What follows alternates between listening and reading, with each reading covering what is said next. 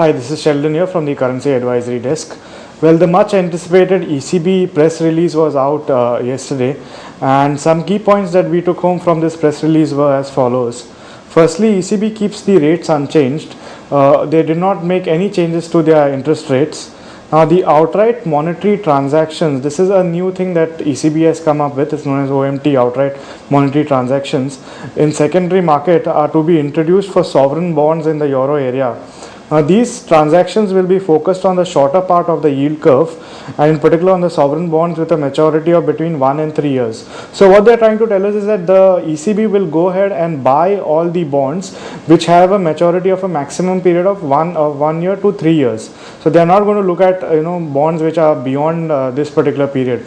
This is sort of a measure to increase liquidity in the market, but however they are not giving us direction as to it's a sterilized effort by ECB. So they're not giving us direction as to from where they are going to have the contrary effect of this, because if they are buying bonds, then definitely the liquidity will increase. However, they are not giving us the input as to from where they are going to get the funds to buy this.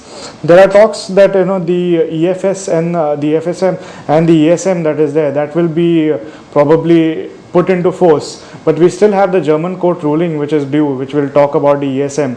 But coming to this particular scenario, we see that now, since Mario Draghi has already made it clear that in order for these OMTs to be functional, the EFS and ESM has to be functional first. So this, you could say, is a political play wherein the Germany's Chancellor Angela Merkel will have no say over ESM, and we expect ESM also to be functional and to be operational before this thing comes into the picture.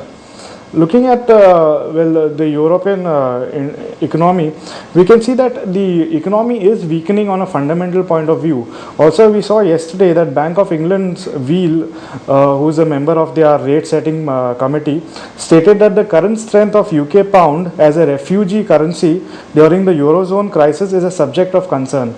Definitely, we know that UK is in deep recession, and this sort of strengthening in the pound will only hamper their domestic consumption more, because what's going to happen is the export prices will increase, as in the exports will be very uncompetitive at this sort of exchange rate, and this is going to affect the US economy more. So the Bank of England will definitely try to look at some more measures if they can, with all due respect to inflation persisting there, in order to get the exchange rate down, that is.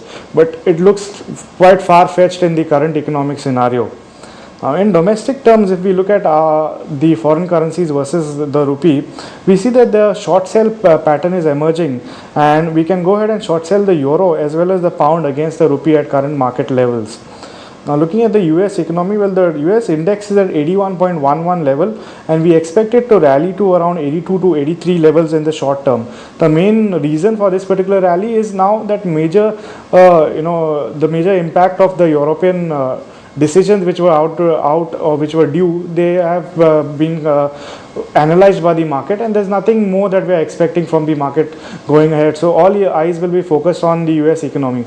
We have the very important jobs report data which will be coming out today, based on which we feel that the dollar and the yen will definitely strengthen, and these will be the currencies to watch out for in the next few coming trading sessions. We expect the US dollar to continue its upward trend against the rupee, and we had previously mentioned that it would probably go to around 56.50 to 57 in the spot, and we are still very much determined that this is the target for spot, and it will go to 56.50 to 57.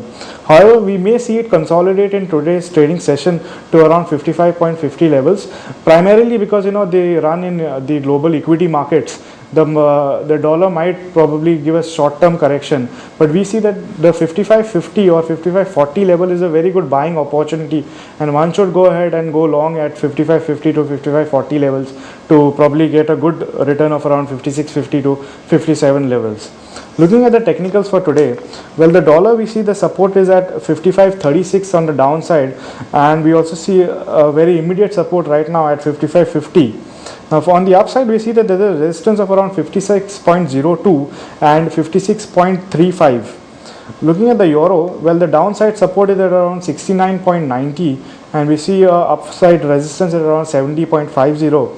For the yen, we see that there is an important support at around 70.09, and on the upside we see a resistance at around 70.95, that is.